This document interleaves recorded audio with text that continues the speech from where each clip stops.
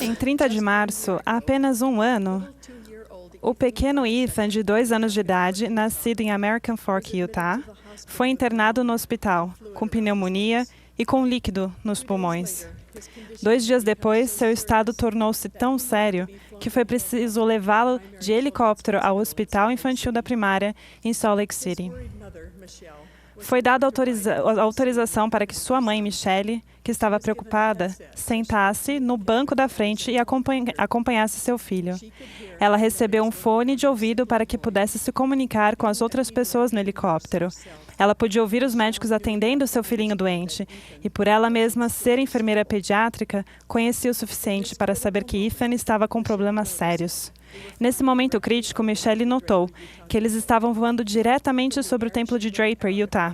Do ar, ela olhou além do vale e pôde ver também o templo de Jordan River, o templo de Oquirrh Mountain e até o templo de Salt Lake, à distância. Um pensamento lhe veio à mente. Você acredita ou não?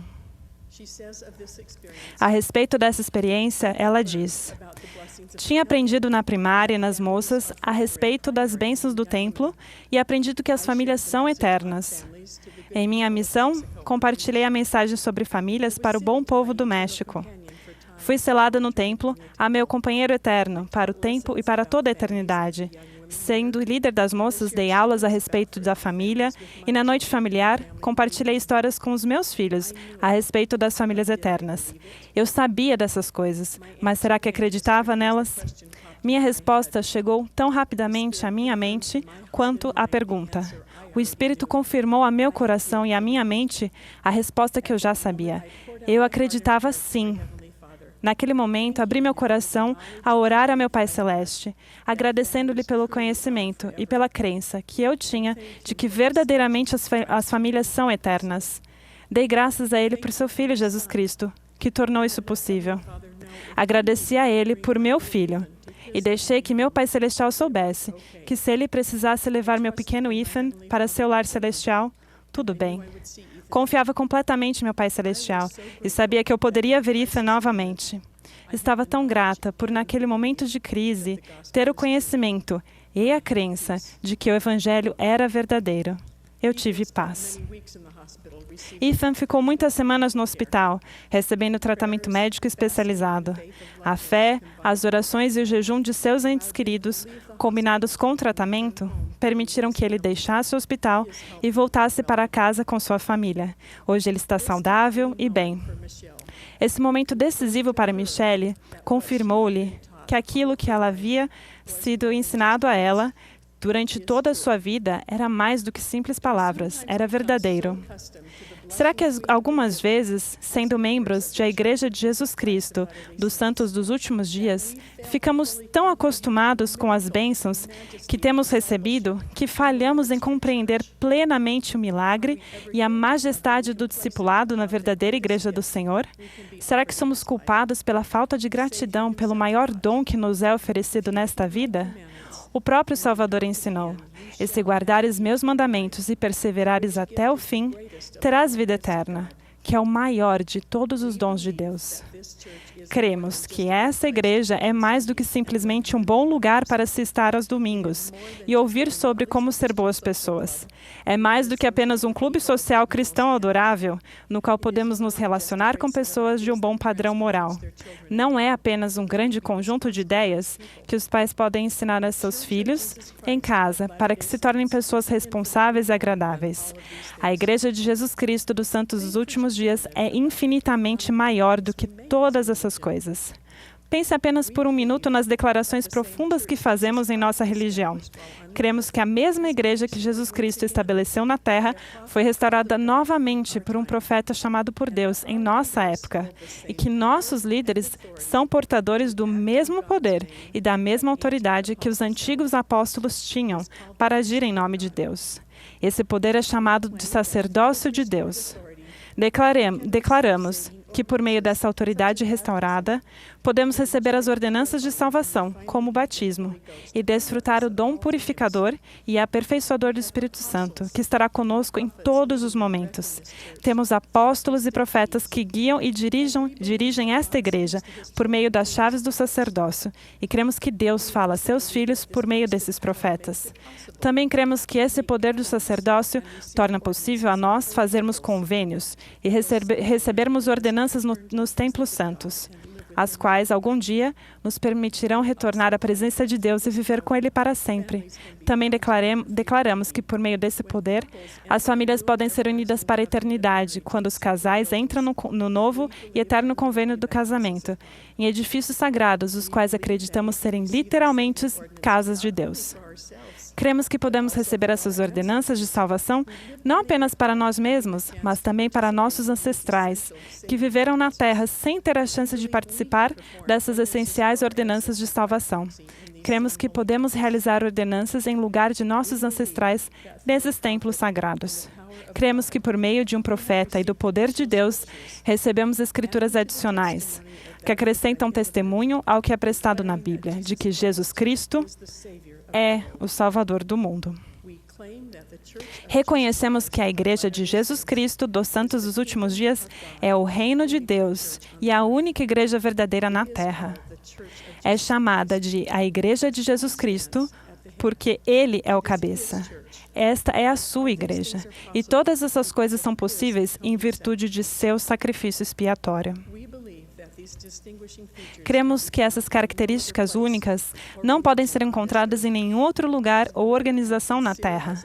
Mesmo que existam bondade e sinceridade em outras religiões e igrejas, nenhuma delas possui a autoridade para proporcionar as ordenanças de salvação que estão disponíveis em a Igreja de Jesus Cristo dos Santos dos Últimos Dias. Temos o conhecimento dessas coisas, mas acreditamos nelas? Se essas coisas são verdadeiras, então temos a maior mensagem de esperança e de ajuda que o mundo jamais conheceu. Acreditar nelas é uma questão de significado eterno para nós e para aqueles a quem amamos. Para crermos, precisamos levar o Evangelho de nossa mente para o nosso coração. É possível que simplesmente vivamos o Evangelho mecanicamente porque isso é esperado de nós, ou porque é a cultura na qual crescemos, ou porque é um hábito.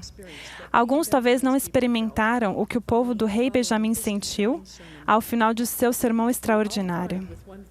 E todos clamaram a uma só voz, dizendo: sim, acreditamos em todas as palavras que nos disseste, e também sabemos que são certas e verdadeiras. Por causa do Espírito do Senhor onipotente, que efetuou em nós, ou melhor, em nosso coração, uma vigorosa mudança, de modo que não temos mais a disposição para praticar o mal, mas sim de fazer o bem continuamente. Todos nós devemos procurar ter nosso coração e nossa própria natureza transformados, de forma que não tenhamos mais o desejo de seguir os caminhos do mundo, mas agradar a Deus.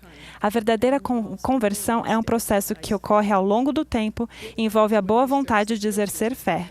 Vem quando buscamos as Escrituras, em vez da internet. Surge quando somos obedientes aos mandamentos de Deus. Ela vem quando servimos aos outros a nosso redor. A conversão vem a partir da oração profunda, da frequência regular ao templo e do cumprimento fiel das responsabilidades dadas a nós por Deus. Exige consistência e esforço diário. Frequentemente me perguntam, qual é o maior desafio que os jovens enfrentam hoje? Respondo que, a meu ver, é a influência sempre presente do grande, espaçoso e difícil em sua vida. Se o livro de Mórmon foi escrito especificamente para nossos dias, então certamente não podemos esquecer a relevância que tem para todos nós as mensagens na visão que Lehi teve da árvore da vida e dos efeitos daqueles que, dentro do grande, espaçoso edifício, apontavam o dedo e zombavam. O que é mais doloroso para mim é a descrição daqueles que já tinham avançado com esforço em meio às trevas no caminho estreito e apertado. que haviam se apegado à barra de ferro e que tinham alcançado seu objetivo e que começavam a provar o fruto delicioso da árvore da vida. A Escritura diz que aqueles com vestimentas finas que estavam no grande e espaçoso edifício tinham uma atitude de escárnio e apontavam um dedo para aqueles que haviam chegado e comiam do fruto. E os que haviam experimentado do fruto ficaram envergonhados por causa dos que zombavam deles e desviaram-se por caminhos proibidos e perderam-se. Esses versículos descrevem aqueles de nós que já têm o Evangelho de Jesus Cristo em sua vida. Quer tenhamos nascido neste caminho ou tenhamos lutado em meio à escuridão para encontrá-lo, provamos o fruto que é mais precioso e mais desejável e que tem o potencial de trazer a nós a vida eterna, a maior de todas as dádivas de Deus. Precisamos apenas continuar nos banqueteando e não dar atenção àqueles que zombam de nossas crenças, ou os que se deleitam em criar dúvidas, ou que procuram achar falhas nos líderes da igreja ou na doutrina. É uma decisão que tomamos diariamente, escolher a fé em vez da dúvida. O elder M. Russell Ballard nos exortou: fiquem no barco, usem seus coletes salva-vidas e segurem-se com as duas mãos. Sendo membros da verdadeira Igreja do Senhor, já estamos no barco. Não temos que pesquisar as filosofias do mundo para encontrar a verdade que nos dará conforto, ajuda e orientação que nos leva em segurança em meio às provações da vida. Já temos essa verdade. Da mesma forma que a mãe de Ethan examinou suas crenças adquiridas por tanto tempo e foi capaz de declarar, em um momento de crise, "Eu creio", nós também podemos fazê-lo. Presto testemunho de que ser membros do Reino do Senhor é uma dádiva de valor imensurável.